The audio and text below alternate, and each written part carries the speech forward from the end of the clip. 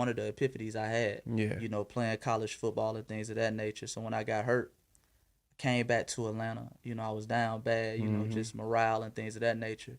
I actually went home, and my mother was like, "Man, you need to get out the house. You need to get out the house." So I went to the grocery store with her. Long story short, we came out the grocery store and we had the bootleg man here in Atlanta. You know, he's selling like 5 DVDs for $20 and everything. So I was like, okay, man, I might as well give me a DVD. So I picked like 5 DVDs and he kept pushing me to get this one DVD. I'm like, I ain't really interested in that. He was like, you know what I'm gonna do, young brother? I'll give it to you for free. Wow. Give it to you for free. Long story short, fast forward 2 weeks later, I put it in and it happened to be Hidden Colors. So he had bootleg Hidden Colors like 1 through 3, I think it was at the time. Wow. And you know, that changed the whole trajectory you know, of everything I was doing. I realized at that moment I was bigger than football. You know, football wasn't, you know, my pinnacle, was my limitation. You know, once I stepped out of that, you know, the rest was history. So Hidden Colors changed it. Yes, sir. Absolutely. Love that, man. Here in the South, man, everybody play ball.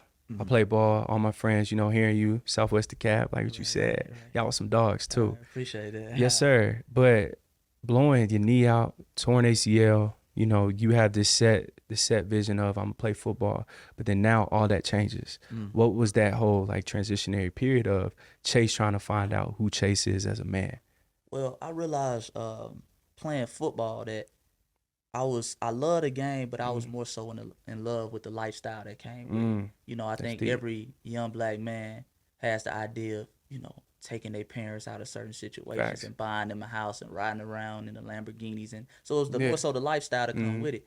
When I got hurt and started, you know, exploring things outside of football, I'm like, oh, man, that's possible with other stuff. You know, that's possible if I'm good at stocks. I'm good at real estate. If I become good at these other things and I don't have to worry about blowing out my knee trying to do that. You see what I'm saying?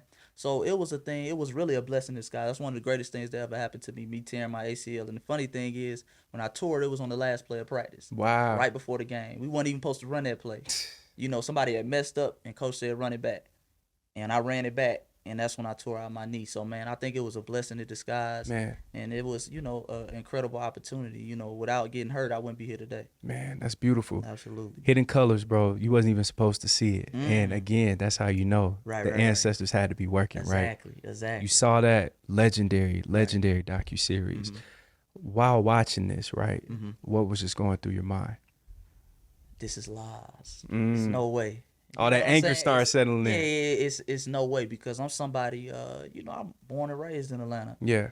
I grew up black elementary school, RBJ Harris. Shout out to RBJ Harris, traditional theme school, one of the best theme schools in Georgia.